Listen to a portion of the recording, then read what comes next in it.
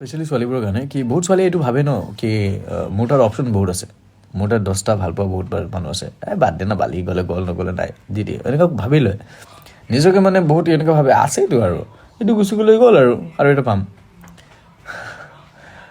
মই এটা ভিডিঅ'ত কৈছিলোঁ ন, এই 10টাই তোমাক ইউজ কৰি থৈ যাব, তাৰপিছত 11টা আহিব, 12টা আহিব, 13টা চবেই ইউজে কৰি থৈ যাব।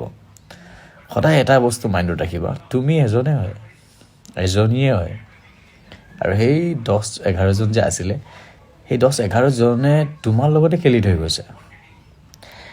সেইকাৰণে ভাবিবা সেই 10টাৰ ফাইদা হৈছে নে তোমাৰ লছ হৈছে। ভিডিঅ'টো যদি বুজি পোৱা নাই আকৌ ফাৰ্ষ্টৰ পৰা চোৱা। সেইকাৰণে কেতিয়াও এইটো গৰিমাটো নেদেখাবা, অভিমান নকৰিবা যে মোৰ পিছফালে 10টা আছে, তই ভাল নাপালে নাই। সদায় সেইটো থিংকিঙত থাকিলে যোনে সঁচাকৈ তোমাক বহুত বেছি ভাল পায় ন, সি এদিন আঁতৰি যাব।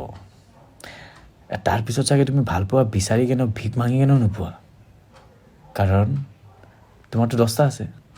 তো 11 নম্বৰজনে তোমাক কিয় বিলিভ কৰিব, কাৰণ সিটো সেইটোৱে শুনিব ন, তুমি এনেকাই হয়, ল'ৰাবোৰৰ লগত প্লে কৰা, এইবোৰেই কৰা, সিও এনেকৈ তোমাৰ লগত প্লে কৰিব। সেইকাৰণে কৈছোঁ, যোনে ভাল পোৱা দিছে তাৰ ভাল পোৱাটো লোৱা, তাৰ ভাল পোৱাক সন্মান কৰা। খেল বুলি ভাবিলে জীৱনে তোমাৰ লগতো খেলি দিব, আৰু কৰ্মা শুনিছা ন, অলৱেজ ৰিটাৰ্ণ, অলৱেজ।